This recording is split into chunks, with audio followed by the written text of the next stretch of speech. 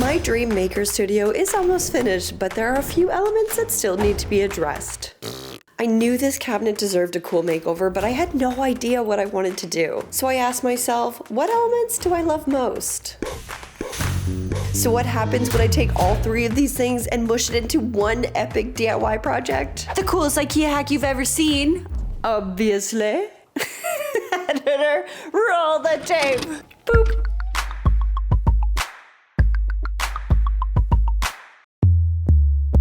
This video is sponsored by June's Journey. More on this hidden object mystery game later. DIY friends, welcome back to my channel. Admittedly, I'm a bit under the weather, so I sound a bit raspy, but we're just gonna embrace the rasp, okay? We're gonna enjoy it. We're gonna assume I'm some dark, demure mistress. I don't know what that means.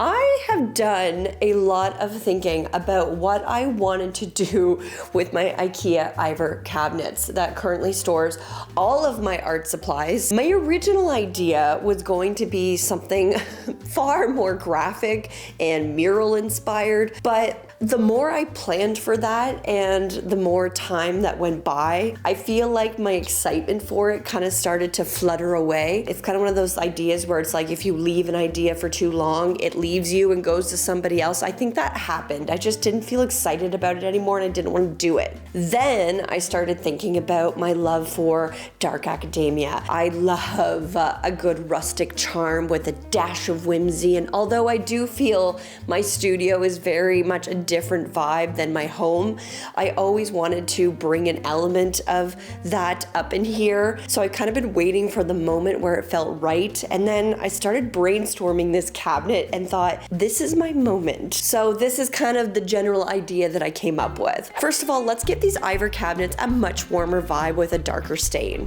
We gotta bring the rustic. I want to add a new top and a new base to raise it up off the ground. Now, I recently purchased all these botanical tarot aesthetic 4x6 cards and got super inspired by all the imagery. And then I thought, what if I could find a way to display these fun images on the outside of the cabinet? So I want to pick the best ones and frame these photos on the front in a cool decorative way. To balance all the photo elements, the two inside cabinets will get a unique slatted detail just to give the cabinet some personality and maybe a bit more of a modern touch. I'll also find some unique trim to add to the bottom and the tops of the doors just to give it some unique interest. And then I'm still on the fence about hardware as I don't plan to remove the small finger pulls on the doors, but I figured I could make that call when we get there. So that's my idea. Now all I have to do is execute. Yee-hoo! Oh no! Where did you go? Oh, there you are. Where did you go, my lovely? Do-do-do-do-do-do. Where did you go? It was day one of Project Apothecary, and my first step was to remove all the doors and all the things inside it. Fun fact, I own a lot of art stuff of all shapes and mediums, and somehow, like the organized chaos that I am, I found a way to fit it inside all of these cabinets. Miracles. Now, I had my general idea, but I hadn't worked out the math for each element yet, so I did that on the spot, which is never a good idea. So 94, 92. She's stubby. Right, and so how much space do I have before this? Woof. It's spring! Okay, I'm feeling ready to build. I think the first thing I want to tackle is the least fun thing about this entire build, which is just the base. I want to give the cabinets a platform to sit on. We're basically just giving it a little bit of a kick plate. It also makes it look much more professional. What I went and bought is a 2x10 piece of lumber. I'm actually going to cut these into several pieces. I'm going to have a base, which is going to be, I'm going to have 2 long pieces, 2 sides, and then we're going to create some middle braces on the inside. So if I wasn't building this cabinet for my studio, I probably would have made the base about 2.5 inches in height, but much like the other cabinets on the other side of the wall, I have to custom build these to fit the space that has been given to me. And I wanted the cabinet to sit under the trim of the window, so it just looks a little bit nicer and cleaner, which meant I could only have a height of 1.5 inches. This is not ideal, but you just kind of have to do what you gotta do sometimes, you know? Now, while the front was pocket holed so that you wouldn't see any screws, I did decide to just save myself some time and simply just screwed the back pieces in with some wood screws, because you're never gonna see it, so who cares, you know?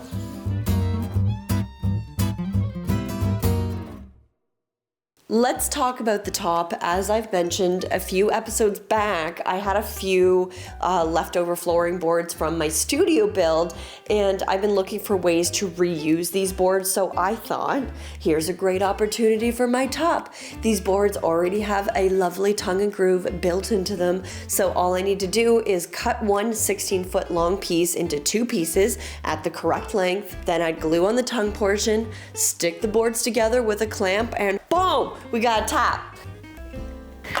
It's working, it's working. I'm always shocked when my plans are working. Ay, okay. I was officially moving on to my 2 doors with the slatted details. I wanted the slatted details to sit inside the door so that it would all be flush on the surface, but that meant I needed to either route a giant section out by 1/2 inch, which is a crazy thing to do unless I'm willing to build a sled, or if I have a CNC machine, which would be great, but I don't. Or I could simply think of this as a frame where I cut out the middle section and then I can flip that frame over, route the inside, and build the middle section back in. So I decided to do that and use my plunge saw to cut straight lines. Of course, doing it this way, I can't cut all the way across, so I did what I could, cutting on both sides with my saw, then finished the corner cuts with my hand saw. Somehow, this actually worked out great. The plan worked. Another DIY miracle in action, my friends. Here we are. True magic in the making. Hooray! So I did that the one more time, and the next thing I knew, I had 2 frames. Huzzah!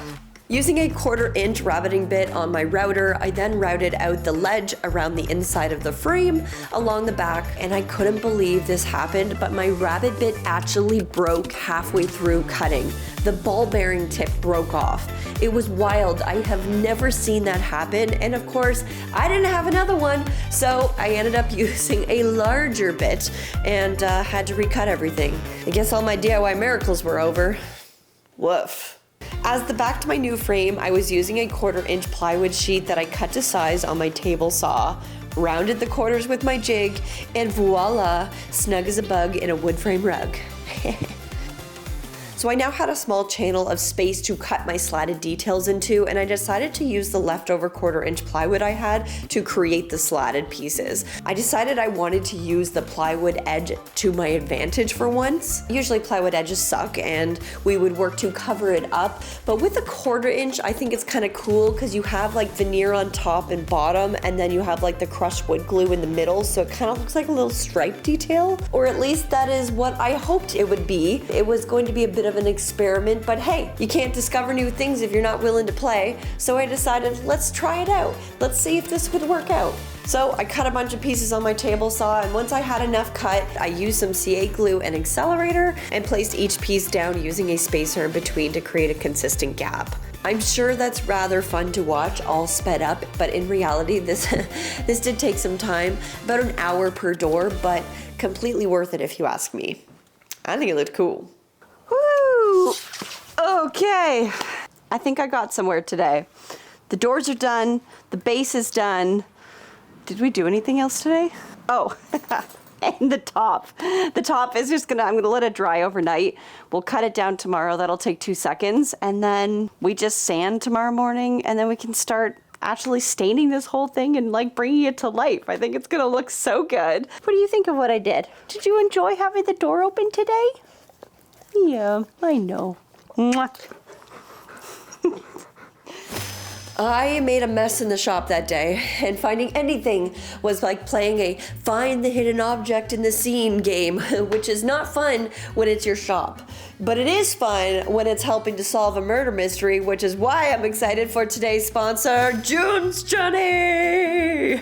We love June. We're gonna pretend this is a flashlight, okay? So tell me, do you like to solve crimes and mystery? Love good story that deep dive into themes of family, relationships, motherhood, love, betrayal, social injustice? Then buckle in, folks, because this app is for you. I have talked about June's Journey so many times on this channel. I have said it before and I will say it again. I love murder mystery and detective stories. I also love hidden object games. It's so nostalgic to my youth, flipping through, hidden object books. So this has been a really great mashup game that I've really enjoyed playing. For those who are new to June's Journey, it's a unique hidden object mystery game with a captivating detective story taking you back to the glamour of the 1920s. It's got an awesome group of characters, each taking you further through the fun murder mystery story that sets June Parker on a daring quest to solve the murder of her sister and uncover the family's many secrets. Oh my. Who done it? We don't know, but June's on the case, and she might not be a cop, but she's clever, she's stubborn, and can read a bloody chap like a book.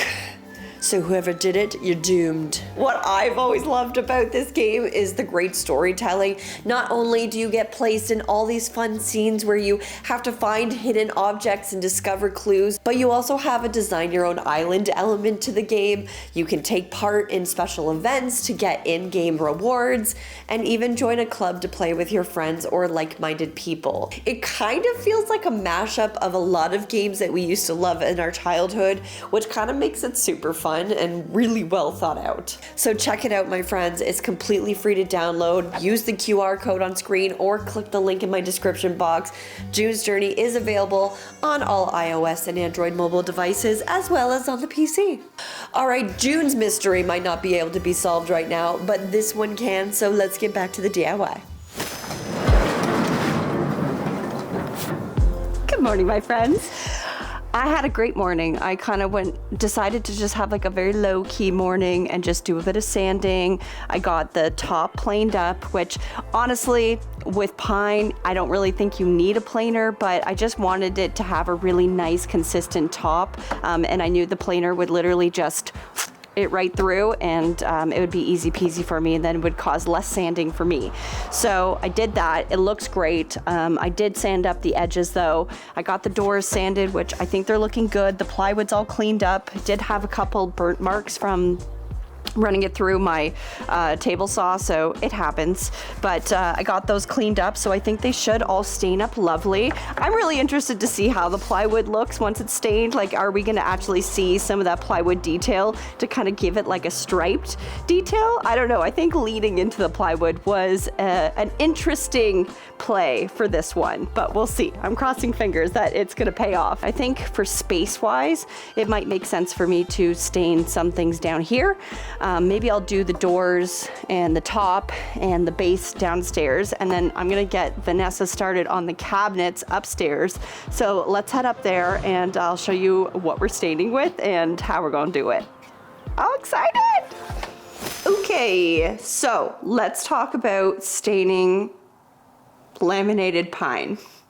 I gotta say, not my favorite thing to do. Why? I just don't think that laminated pine stains up well, because it's just a whole bunch of different trees, well, same tree, but different pieces, and they all get slammed together, glued up, and to create one giant board. So when you're staining it, it just looks blotchy, mismatched. There's nothing beautiful about it. So my way to avoid having blotchy looking stain ups on laminated pine is to do a bit of a hack. And so we are going to be staining this, but we're also going to be adding a paint wash on top of it, because the wash just makes everything, all of the blotchiness, look like it just goes away and it looks a little bit more realistic. Some could argue, well, is that why you pre-stain? Well, if you would like to pre-stain and then go try it out, let me know how that goes. But I can tell you from my experience that pre-stain will not save this laminated pine. I have tried many times and it just doesn't work. So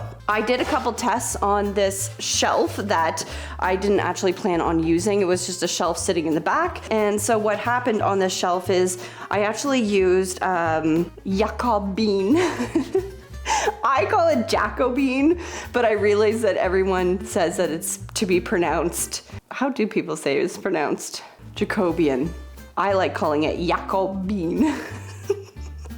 Or Jacobean, just because it sounds like it's from a Star Wars planet, you know what I mean? Like, Jakku, where are you flying? Jacobean, you know? Sounds way cooler. Anyways, on this pine board, as you can see, we have down here is just the Jacobean stain on its own. I can already see the blotchiness coming through. Over here, then above this little area here is where I did the Jacobean, and then I also added a brown paint. So it is a very reddish brown, but I dip it in water, and so it's just like a nice wash, and I just wash it on top, and it just creates a really nice, consistent look across it. Now you'll see here, I wanted to show you guys what it actually looked like with just the paint. It does dry very matte, but once you throw a finish on this, it's gonna just shine. But I like the way that it looks with the stain and then the wash on top, so it also gave me the color I was looking for.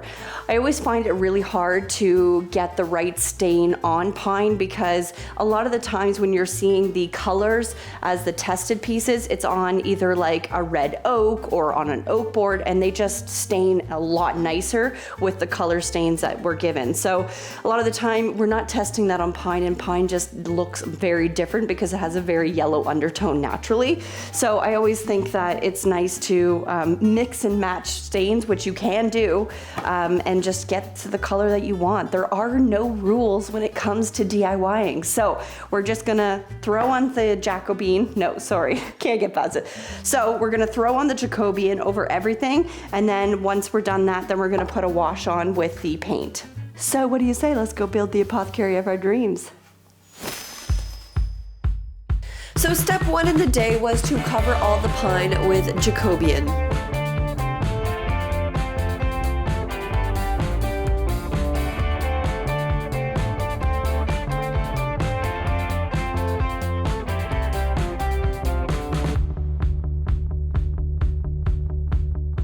When adding the paint wash on top, I try not to overthink this, but I simply stick my paintbrush into the brown paint color of choice. I'm using a regular water-based brown furniture paint, and then I dip my brush into water and apply it on top. If too much paint gets added, I just run water on top of it and just use a rag to disperse it out a little bit. As you can see, you don't lose any wood detail, but you do gain a nice consistent wood tone without the blotchiness that usual pine lamination leaves behind. Would some people consider this a hack way to do it? I don't know, maybe, but who cares? I think whatever works, works, and the end result is all the same. I wouldn't do this for a laminated maple or a nicer wood, but for pine, yeah, technique is foolproof.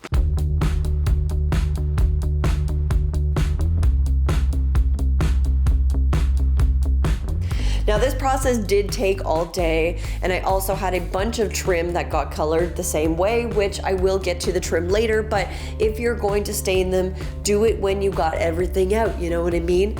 But once finished, all the pieces looked amazing, and the color, it was just, mwah, mwah, mwah, mwah, mwah, mwah. Chef's kiss.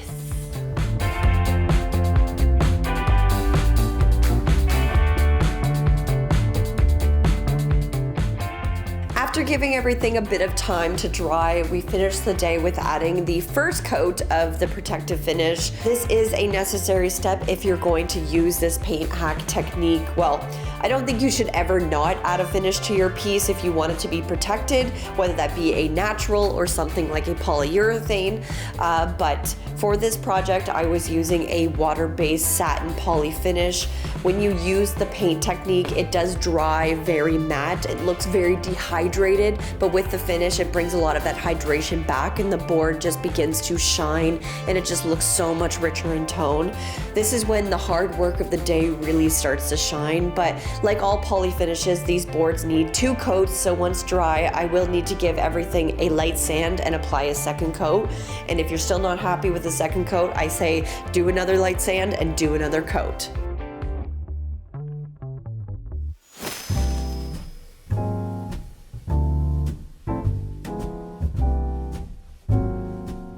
So it was what I hoped to be the final build day on this project.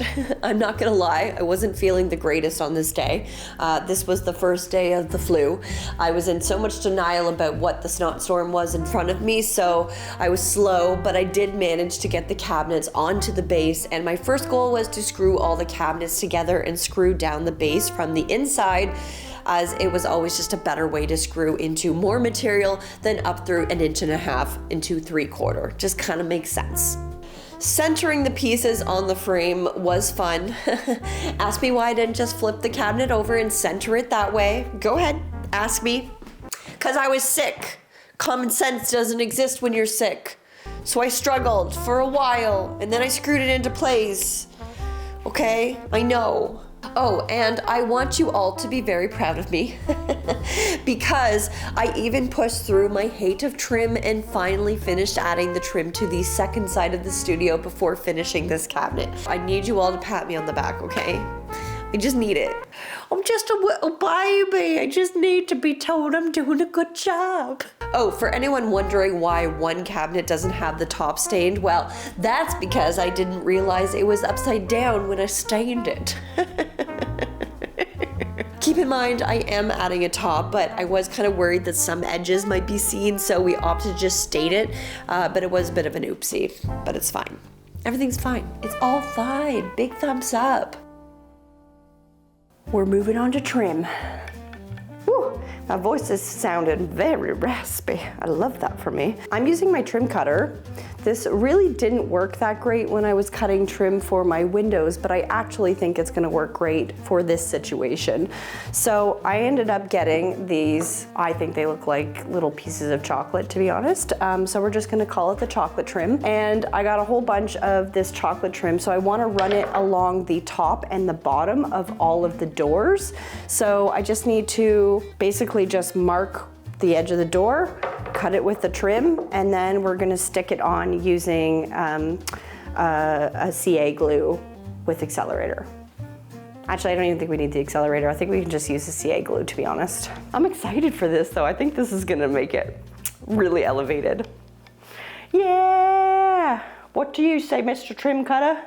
Yeah! Yeah!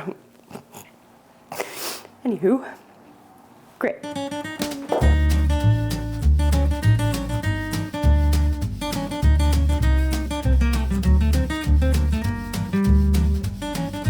I did have some hesitation, well, maybe not hesitation, but I was worried that having the gaps from the doors might make the trim look a little funny, but honestly, I actually thought it looked pretty cool. I feel like the vision was working. Oh yeah, it's all coming together. Yeah, you said it, Crunk. Speaking of chocolate, I'm curious to know, what is your favorite kind of chocolate bar? I'll go first. Mine is Twix, and then second is Coffee Crisp. So tell me what your favorite chocolate is down below. I'm a huge chocolate fan, so I'm just curious, what is your go-to chocolate bar? Share.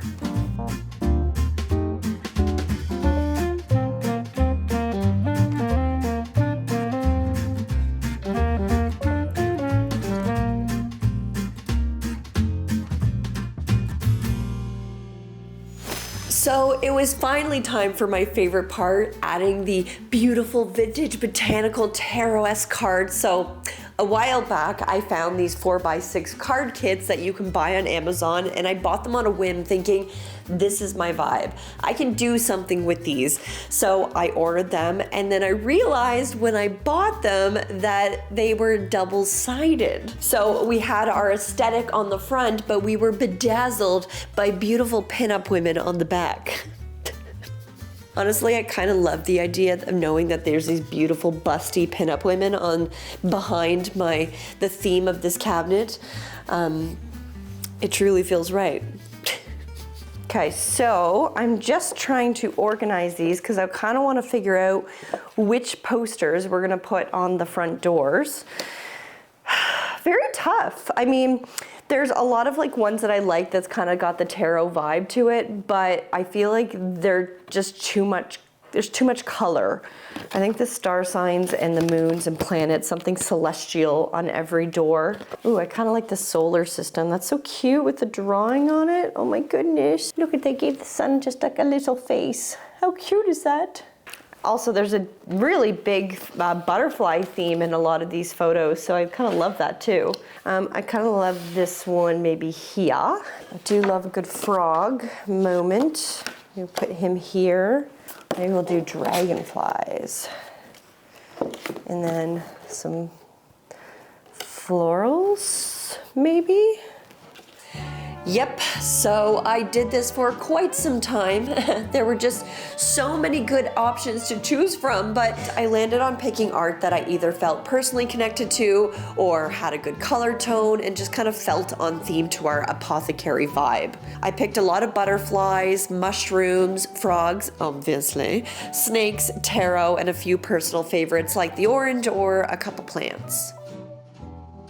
Now, to frame all my beautiful art pieces, I found this cute trim that had a bit of a softer edge to it, but it kind of just felt right in my creative gut. So using my trim cutter, I simply just measured and cut the trim, cutting the corners at a 45-degree angle.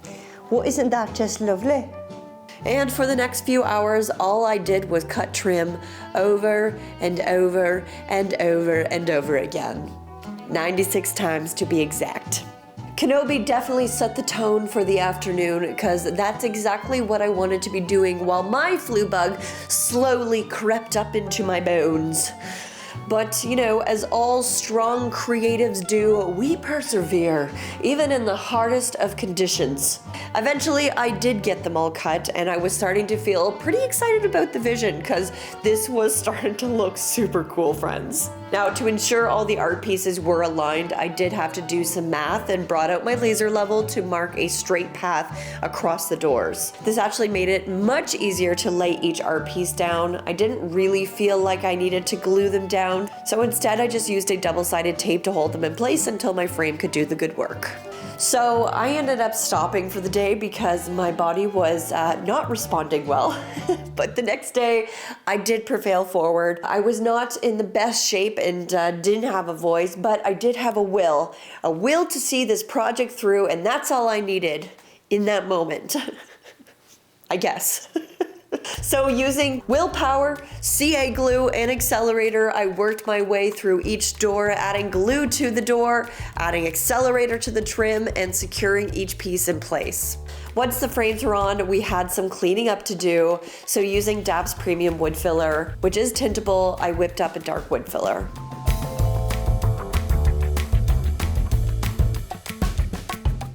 Then I just used a brush to help apply it into all the small little gaps of the frame. Some corners did require a little sanding, TLC, and this technique actually worked great. The gaps weren't large, but I certainly didn't want to leave them there, so this was a great way to close everything up. And then once all the touch-ups were done in the necessary areas, I took a brush with some Jacobean stain on it and brushed a layer of stain all over the entire frame. I loved this step. I feel like it really brought out all the little nooks and crannies of the trim, showing off all its cute, quaint personality. I did place a finish on top and left these to dry for a few hours, but towards the end of the day, I secured the cabinet top to the top of the cabinets. I also added our chocolate-inspired trim to these sides to hide the IVAR special exposed hardware at the top and bottom. Then proceeded to install all of my doors, which was truly an exciting moment for me. And as the last piece de resistance, I took 2 gold hardware pulls. Yes, this was the same hardware pulls you will find on my other 2 cabinets up here, but I like that this was a little bit different. It added to the 2 inside cabinets, gave it a little bit of personality, and I thought that the brass hardware just really brought it all together. So the cabinet was finished, and I laid down for 3 days straight after that, but it was worth it because I am obsessed with the end result. Are you ready to see our IKEA hacked, whimsical, dark, witchy, apothecary-esque inspired piece? Editor, roll the beauties. A small reminder of the space beforehand.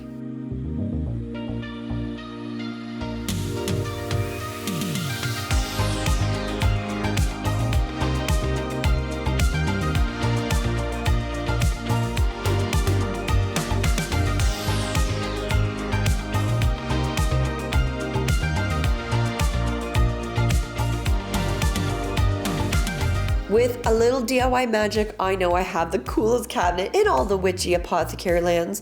I love this. I love the photos on display. I love that it gives the essence of an apothecary piece without being like every other apothecary furniture piece we see out there. It's playful, it's whimsical, and it's just totally me. I also love the fact that this can be translated across so many different styles and passions. Imagine you're looking for a bar card and maybe all the photos are little martini glasses, or maybe you're more feminine and paint the whole thing pink and all the cards are different roses, or maybe you paint the whole IVAR cabinet black and each little photo is of a different skull.